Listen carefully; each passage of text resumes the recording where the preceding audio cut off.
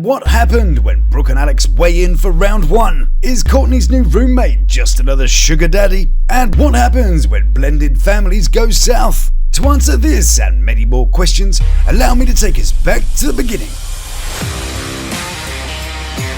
Hello and welcome to Lawd Lukan. It's time to herd your cats towards another episode of Life After Lockup. On today's show, Wally's out here dropping truth grenades. Why let her come when we still... Brooke is talking smack. Where I'm from, talk get hit. Kiana says Wally can be a fool. She could be a fool. She could be a fool.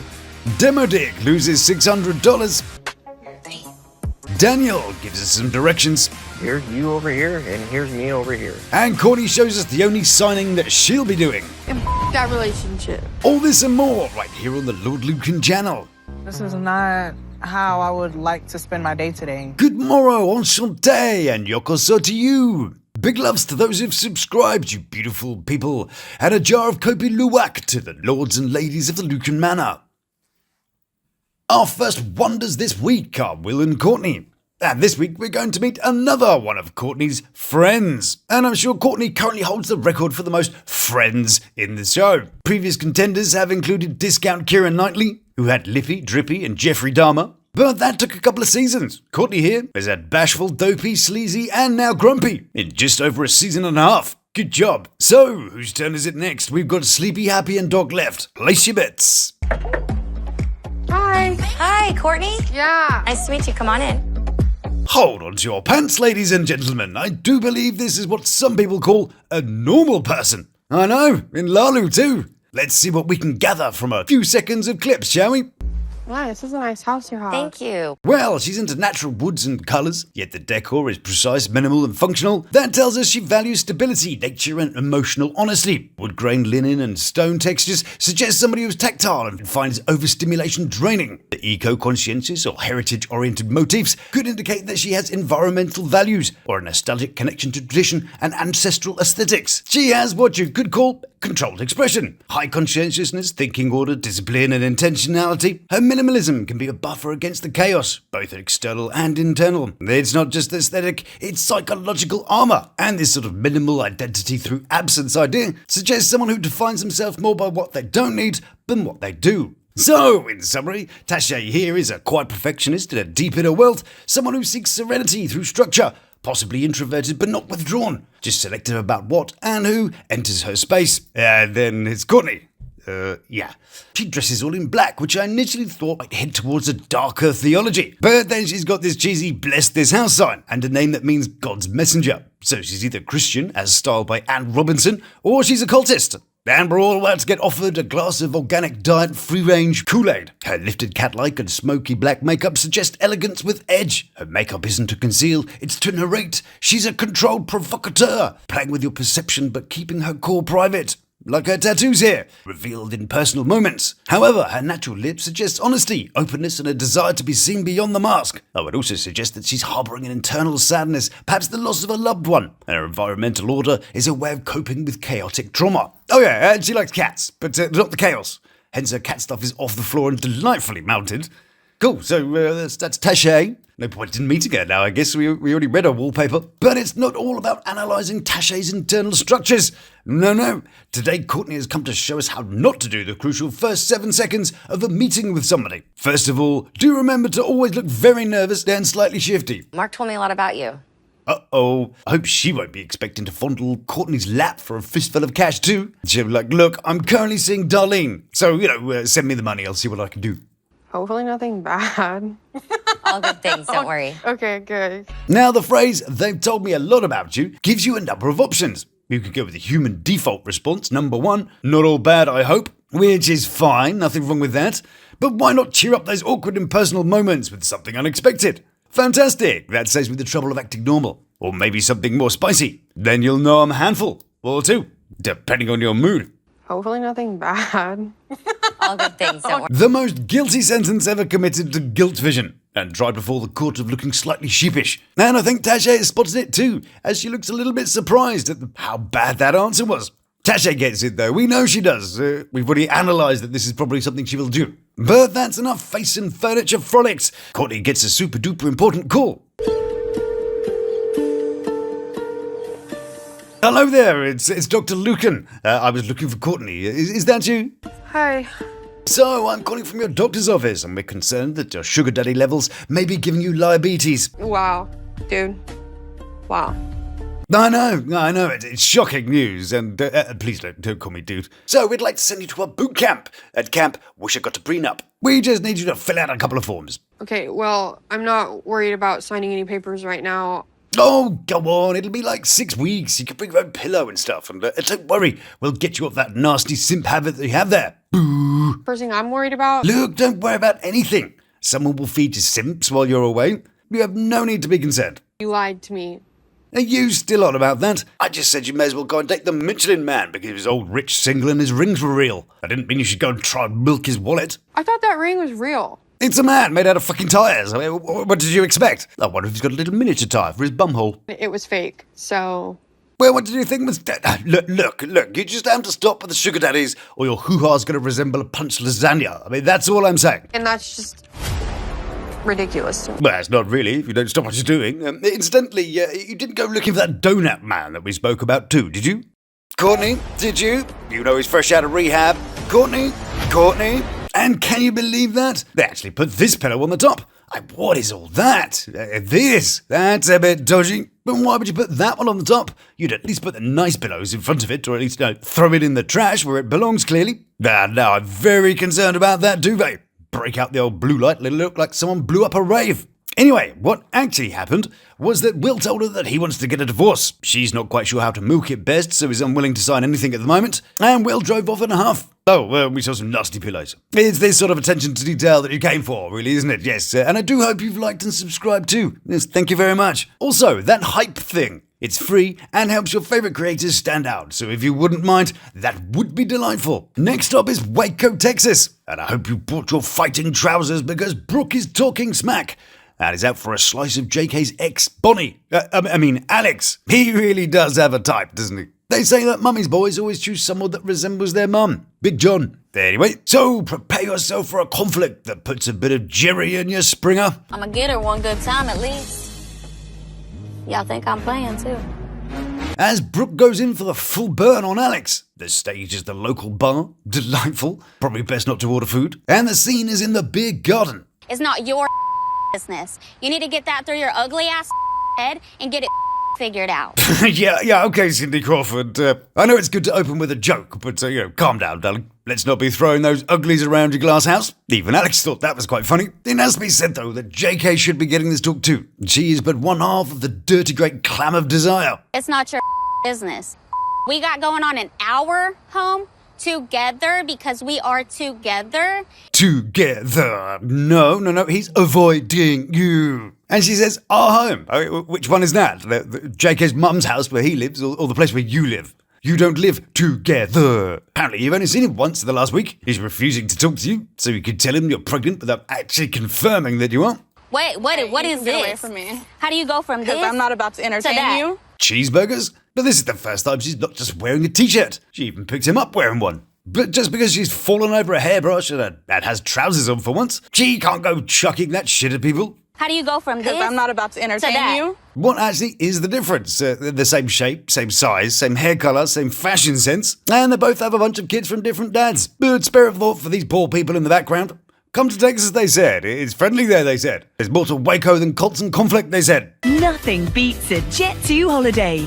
And right now, you can save £50 per person. And because Alex isn't rising to the bait, Brooke gives her best line to go. How do you go from this to that? Brooke, I'm not doing this with you. Yeah, that really wasn't landing the first time, so you should probably, sort of quit that while you're lagging behind. And as it heads out into the car park, Brooke drops the level to sub-basement 1 and tries something she thinks will hurt her. Why you being a scary bitch now? You want to run all this some hot bitch? What up now? Bit of projecting, I think, there from Brooke. Clearly, she thinks she's the hot bitch because she's out there saying how much better she was than Alex. I think Alex is doing it because she actually loves him, whereas Brooke is just doing it because she's determined to urinate a ring around a man who's already fled the scene. But you ain't got no balls to turn around and be a woman now, do you? That is kind of a prerequisite to being a woman, lack of walnuts. And right now, she's being a woman by using her head and walking away before things get out of hand. The only man energy I'm seeing here is coming from cruising for a bruising Brooke, who is yapping away at the heels of a woman who I think is gonna shut that little mouth of hers. You're gonna sit here and turn around and be a little bitch. Sit here and turn around. I mean, she's not done this much before, has she? She's not got those snappy lines of a person who's good at conflict. So far, her attacks have included, "You're fat and ugly," even though I wouldn't be able to tell the difference from behind. And then Brooke escalates it. You trying to talk to my dude is what there's to explain. Now, the thing about a hand in the face is that my coach have always said that this means they're not actually going to hit you, because if they did, they would have done it. Because they've just had their hand in your face and didn't really do much about it. Bit like when they push you. This is just an indication that they want to hit you, but they just don't have the balls to actually do it. Now they need to build themselves up a bit, which is what we're watching here. What? Go, get out of my face. Keep on. Get out of my face. Keep on, I swear to God. Alex pushes her back twice, and all Brooke does is drop her hands and say, Where I'm from, talk get hit. see, she's not really got a strike in her. She's still building up to it. She's more scared of Alex, but is probably hoping that the security guys will jump in if she gets in actual trouble. She's a bit like discount Keira Knightley. Again. She really fancies herself as a bad guy and is cringing to watch her puff out her feathers. Keep on. And we'll see what happens with the ruckus in Texas very soon. But for now, we're off to see Kiana, Damodrick, and Wally. And here's Kiana, having finished a delightful piano recital, and she's got a very unique way of using her computer. She likes to sort of scroll up, and then when it stops, she just keeps on scrolling along. Nice. So, since we saw them last week, Kiana is waiting for Damodrick to finish handling Wally's situations. Damodrick, he says he's gonna get the situation handled, but I know a type of female like that, you're not gonna get anywhere. I don't know, but he doesn't have to try all that hard. Well, I've got $20, but nah, it's all yours, Damodrick. So, in case you missed it, she said somebody busted out her car and stabbed her tires. and Kiana is playing it cool. She's going with the complete denial approach, but Damodrick is doing very well at making her seem vaguely innocent. So she recaps the idea to hopefully shake that brain cell into action. You're telling me you're going to pay $600 to get her tires fixed, even though me nor you did anything to her tires? Yeah, it'll be fine. I'm trying to stay out of jail. You and me both. Next, it's time for something that lacks moisture for half the year. It's Coraline and Daniel. But before we see what's happening here, you may recall I mentioned that she's bragging about her new boyfriend online. And would you like to see the hunk himself? Well, here he is. It does look like he's in good shape, probably a manual worker. Coraline can't pose for shit. I mean, that's not how you do the leg bit. Turn your toe to the camera to elongate the leg and bend slightly at the hip to gain dynamic. So, yeah, this is the next guy who has to listen to a whinge about something dramatic all day. Good job. Daniel, meanwhile, is at the pub with his friends, pretending like it's Coraline's fault that he wants to drink. Well, I would say that's him letting himself drink, really, and Coraline is just convenient to blame. Yes, she's annoying. Yes, that voice grates on me. Yes, she's immature, but she's not the one putting the glass in his hand. Can I get a Long Island? Cool, thank you. Now, we all know if you want to get a little bit merry, a little bit quickly, that bad boy's got 4 shots of spirits in it. And a personal favourite of mine. But don't worry, his mates are there to keep him motivated to stay sober and not to encourage him on a path that's been destructive before. Do it, bro. Yeah, do it. Good job. Now, you know those moments when you say something and then life suddenly turns around and slaps you in the face with it moments later? Like, oh, this ice looks nice and thick. I'm sure I won't fall through it. Or, this submarine looks safe. I'm sure we won't get vaporized in a fraction of a second. Well, Daniel here knows what I mean. She has her location. I wouldn't doubt it if she just shows up here somehow. Oh no, busted! I hear her vision is based on movement, so if we all sit here totally still, she might just go away. What's up? Meanwhile, in Buffalo, quick shout out to the New Yorkers in the comments, and over in the Jones household. It's all go. And Troy is in the lounge practicing his numbers. 6, 7, 8, 9, 50. Close. We'll work on 10 next. So, Troy's visiting his sister, his brother, who they seem to have found pretty easily. He was at his sister's house. Good job you were here, Captain Wow. And they visited the grave of their brother Thomas Swan, also known as Tommy Gun, because he was rather enthusiastic about firearms. Unfortunately, someone else was slightly more enthusiastic about them, and they went up and ended his music career permanently. There isn't actually any record of him being part of this 2 Real Records, which hail from Buffalo, New York, but they put it on the gravestone anyway. But poor old Troy is a bit down in the dumps and is thinking about his deceased father. I haven't even got his ashes yet. Well, I hope he takes better care of his dad's ashes than he did with old poor Oscar's. It was always his wish to be scattered all over a shoebox, you know. And the rest of this is actually really sad, as he clearly misses his dad very deeply. I just wanted to talk to him one more time. So, to cheer us all up, I'll point out this thing looks a bit like the dildo, say the words, good job, then we dive into some Lubbock's to see what's happening with Kiana, Damodrick and Wally. And today, Wally's rented out a bit of Adventure Park, imaginative name, so that they can spend a load of money on their kid looking pissed off somewhere new. So Kiana's new idea is that if she can't go to the party, then no one can go to the party. And so, she and her kids are staying home while Damodrick goes. Oh, shoot. But would you know it? Kiana has accidentally totally forgotten to give Damodrick the massive stack of birthday cakes that was in her car and has to go back. Oh no, can you believe it? She'll have to go all the way back and see him. Sure, yeah, okay. I would be interested to know who actually thinks she forgot those cakes. I'm guessing you might be as cynical as I. But what's more impressive than our collective cynicism is the amount of maturity that these women are displaying. I guess my kids ain't gonna go to her kids' party either. What? Troy and her argue for a bit, and I got a little bit distracted and thought, doesn't she look like one of those K-pop blokes? It looks like her glasses have had a stroke. But in true Wally style, she's got some little truth grenades to be dropping off. A delivery that clearly tells us that it's not just the helium that's having its nozzle adjusted. Why let her come when we still... It's crazy. We're back to Waco, and it's little battle mode Brooke that's getting ready to back up her big words with some even bigger words. And after the statement earlier, Where I'm from, talk get hit. we find her getting her ass handed to her moments later. You Now, I probably shouldn't gloat and endorse this kind of behaviour, but couldn't have happened to a nicer person, really, couldn't it? If Alex isn't busy, maybe she'd pop over and give Coraline a visit. You ready to talk now? I ain't talking to you. And still, after being thrown on the gravel, busted Brooke has got all the mouth. Because you come in and you know you're wrong. Right.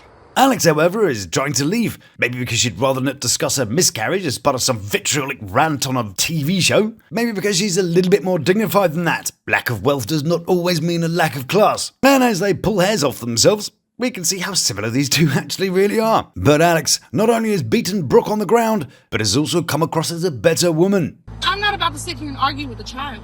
Like, if you're grown, act grown. And as Brooke does an impression of a yappy dog being held back by its owners, all hands on her hips like she's the victor in this situation of something. But what would she have won? She's learnt nothing. Probably got her new white jeans all messy from faffing about on the floor. And she made herself look a total fool. And her prize is this winner. Good job. But then Brooke finds out that during the scuffle, Alex managed to write a bunch of insults on her glasses. Nasty, fat, trash ass bitch. Sneaky. I've got to say, the person who has to pop the top button on her jeans, now she's breathing harder, probably shouldn't be throwing away fat at people that are totally the same size as you. Trying to be all big, bad, and bold. Oh, let me show you who's top dog. Nah, bitch, because I will drag you across this concrete.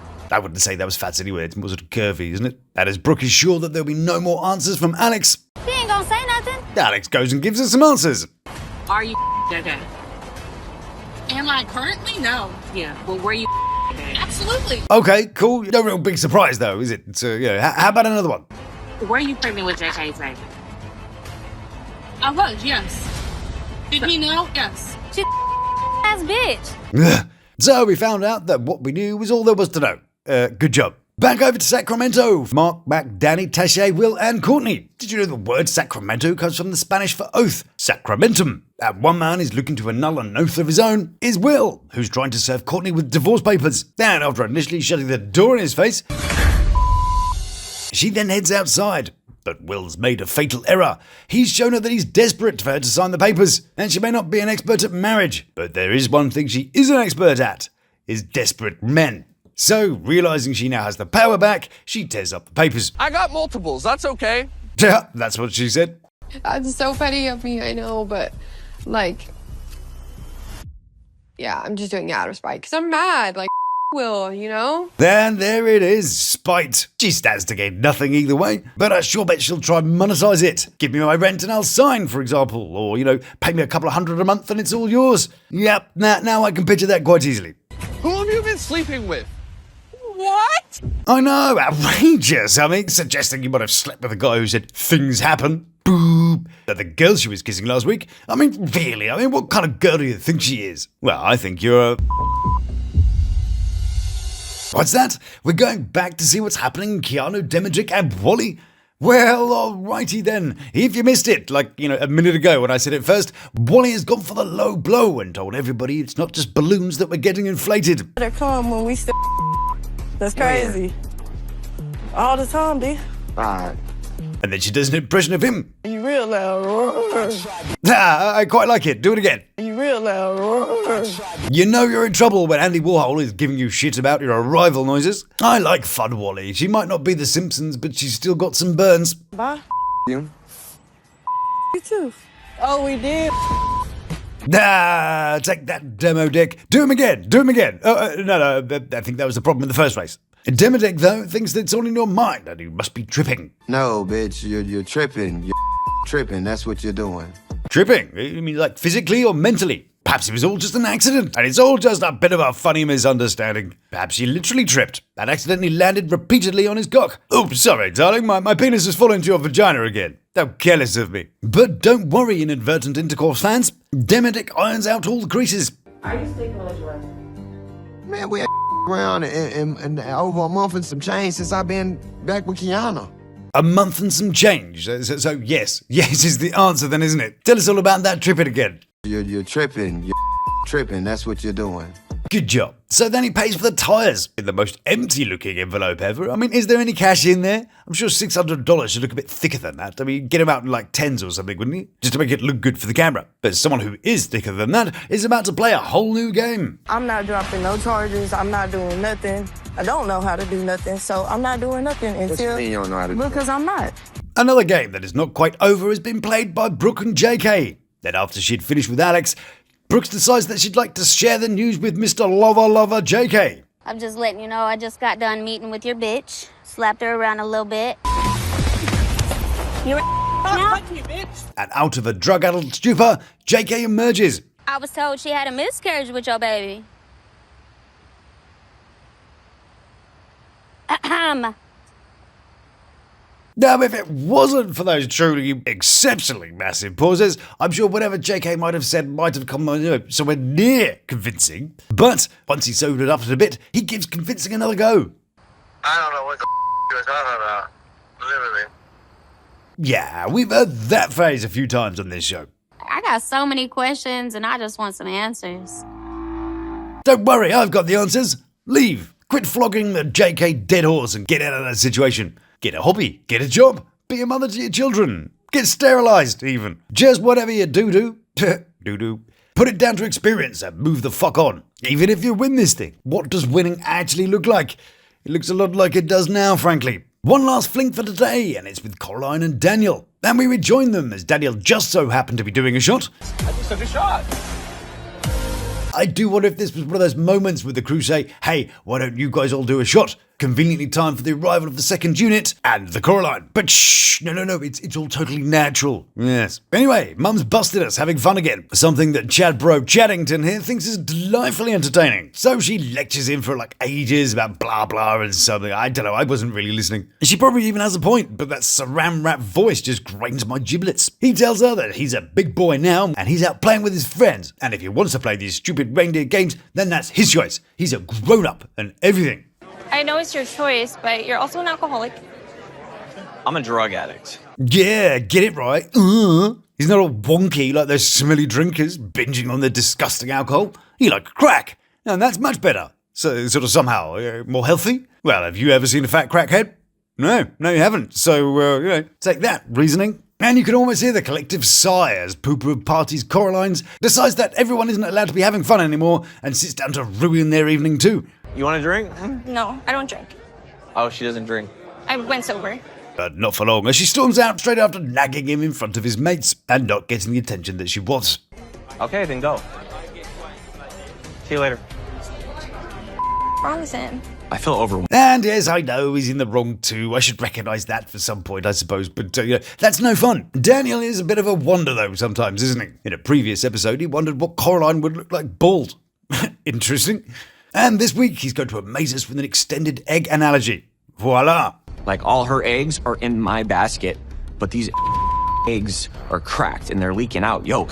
Gross. Perhaps he's telling us that Coraline is incontinent, or maybe he's saying that if life gives you Coralines, make omelettes. Now I have a feeling that Daniel might be a little bit worse for wear, as he manages to forget he's holding his dinner. Oh. What is that? It looks like some sort of onion or potato. Who takes potato home? If you have like a burger or something super tasty, yeah, cool. Give me a box for some late night snacking. But not whatever that is. Why would you want to take that home? Anyway, after having a few shots, some lager, and a Long Island iced tea, I'm not entirely sure if Daniel is making more or less sense than he did when he was sober. Here's the line. Here's you over here, and here's me over here. Okay, so the booze seems to have loosened Daniel's floodgates a touch, and now he's on a roll. He's decided this is the perfect time to tell Coraline exactly what he thinks of her. Oh, but hold on a second, I just grabbed my popcorn. I've been waiting for this. You don't cook, you don't clean, unless I tell you you gotta do some. Don't do anything, bitch. Oh, now that was cathartic, wasn't it? You could see the weeks of whinging, immature self-obsession peeling away as he got up a head of steam. And he really meant the word bitch at the end too, didn't he? Bitch. Well, I guess if you're going to go for it, you might as well blow the bloody doors off while you're there. I mean, don't hold back, Daniel, son. You call me bitch? I just called you a bitch, yes. I thought you were gonna have him. Then off he goes, doing some fun hand actions as he tears a few strips off of Caroline's no butt, culminating in her pulling over. And him getting the fudge out of Rog. Yeah, and when he does, it sounds like he's got a little engine. So, will Daniel look for forgiveness in the morning? What will Damodrick do now he's lost his money and a chance to save Kiana? And will Brooke go for a round two? Well, we shall find out next week, as that, my beautiful human, is the end of today's show. Thank you so much for joining us on this little voyage of boisterousness, and I hope you'll join me for more again soon. So, if you like what I do, then please do like, subscribe, and check out one of these little beauties. So, until we meet again, stay beautiful, love to my three, and you take care of yourself. Please subscribe now.